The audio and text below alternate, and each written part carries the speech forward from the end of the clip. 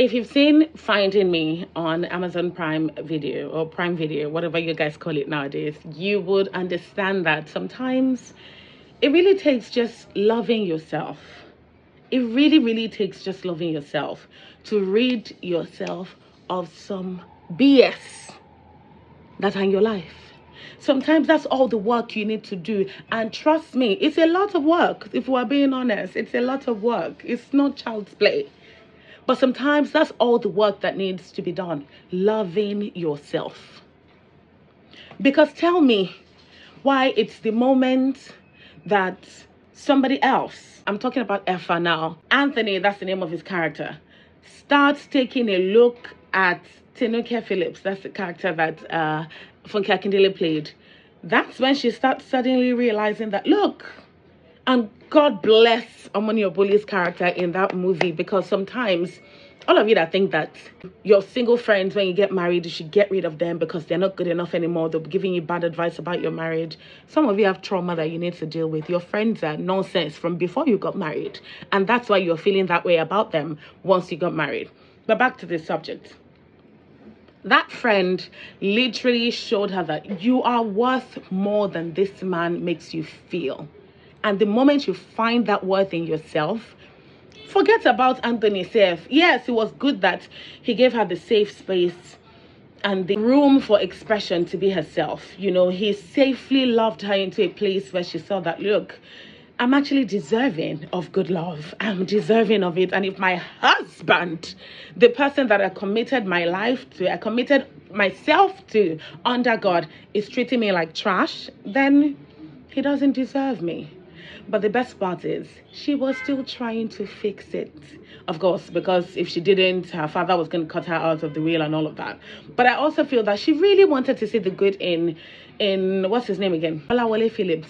But that man, my God, I don't know the jazz that is following Joseph Benjamin, because I feel like it's going to take a new movie, another movie that I have not seen, that is probably still being written, still in the works, that Joseph Benjamin will act, and he will act a good person with sense, that I would feel like, okay, this man has been redeemed. Because my God, he ignored her after giving you $500 million, $500 million naira to invest into your business, the failure that you are.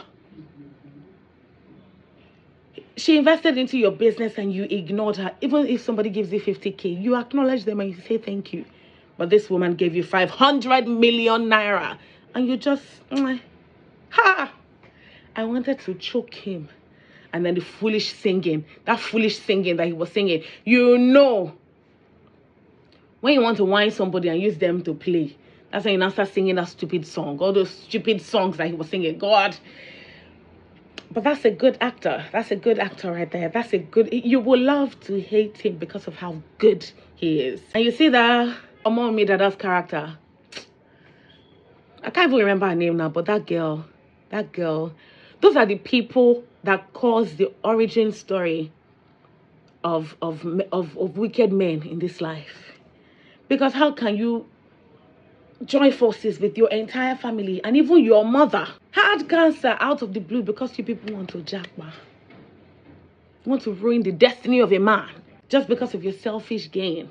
There are too many layers to the lessons that are to be learned from this movie, but I feel like in a lot of ways, finding yourself really is what chases away bullshit, BS from your life.